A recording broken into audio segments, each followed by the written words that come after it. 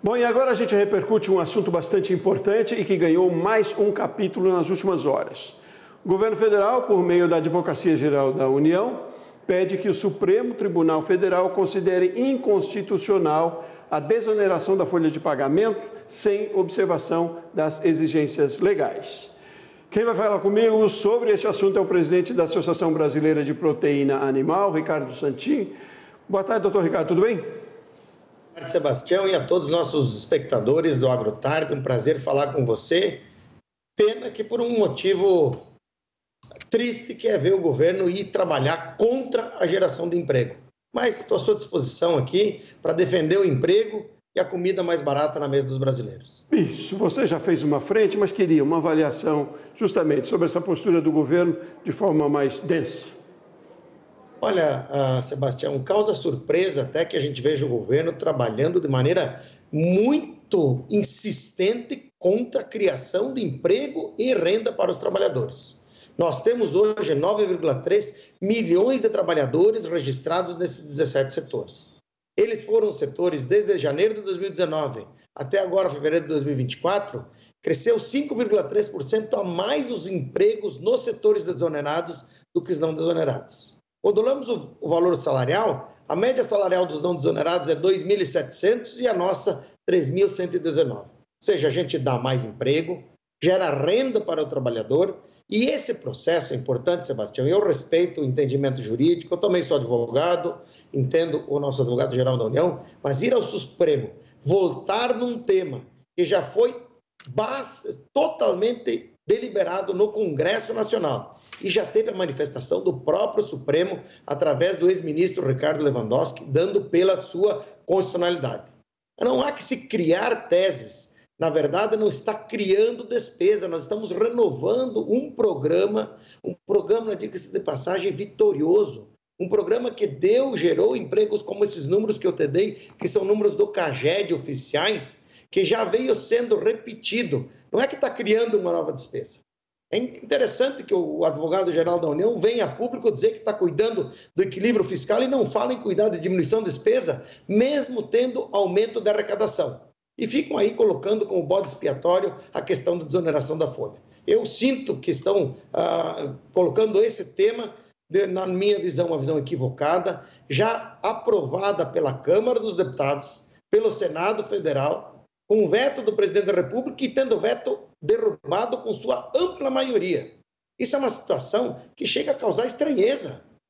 E contra o emprego, uma coisa que está certa, que o Brasil já disse através do seu sistema legislativo nas duas câmaras, na Câmara Alta e a Câmara Baixa, o Congresso Nacional já disse: nós queremos a manutenção do programa da desoneração. Essa lei é legal, ela é constitucional, porque ela vem desde o governo Dilma sendo repetida e renovada. É um programa que só se renova. E mais do que isso, só o aumento da COFINS de importação trouxe 1,9 bi a mais para o caixa do governo.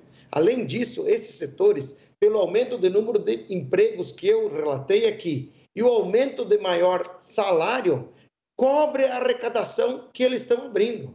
E diga-se de passagem, desculpe eu me alongar um pouco, Sebastião, mas é importante dizer para o nosso ouvinte, nós não estamos sendo anistiados de pagar. Os setores pagam de 1% a 4% sobre o seu faturamento bruto, excetuadas as receitas de exportação.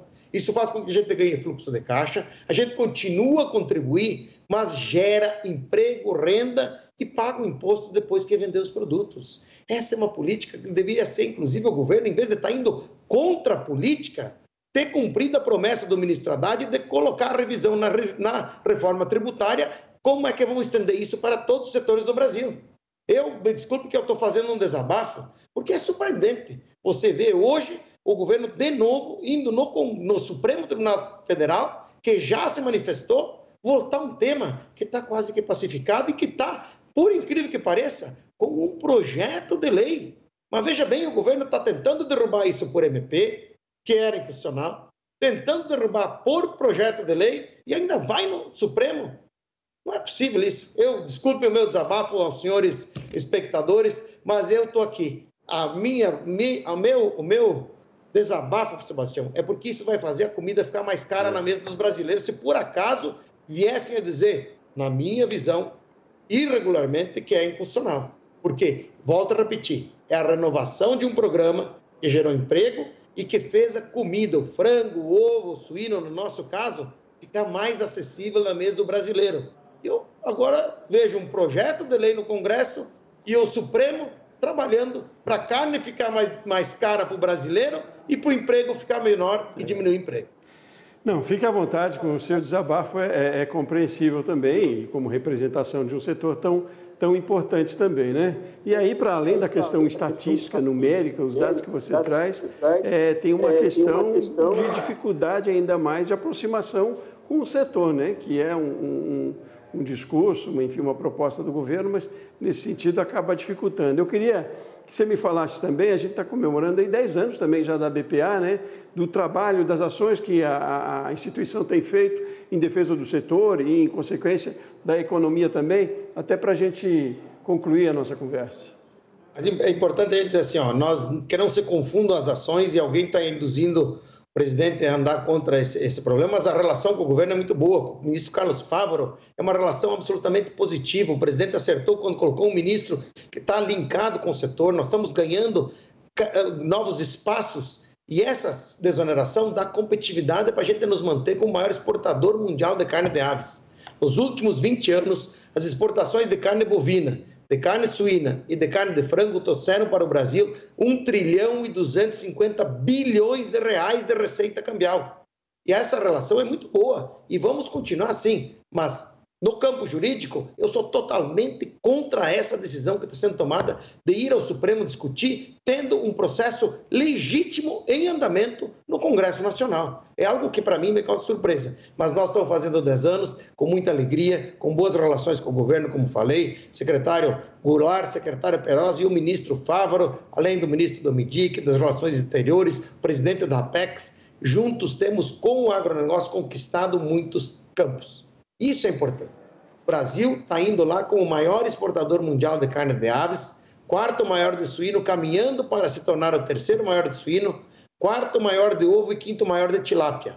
Ou seja, isso é o que a gente está comemorando quando a BPA, através do ex-presidente Francisco Turra, fez a fusão da antiga UBA, União Brasileira de Avicultura, a ABF dos exportadores de frango, com a da indústria dos processadores e produtores de carne suína. E criamos a BPA, que hoje tem 10 anos e que vai consolidar isso em 6 a 8 de agosto no Salão Internacional de Proteína Animal aqui em São Paulo. É o início de uma campanha para celebrar uma decisão acertada do setor que trouxe sinergia, gerou ganhos de qualidade, gerou ganhos de representação mundial. E aí a gente então está celebrando e vamos lançar lá no Ciaves provavelmente a nova marca institucional, uma atualização da marca institucional da BPA.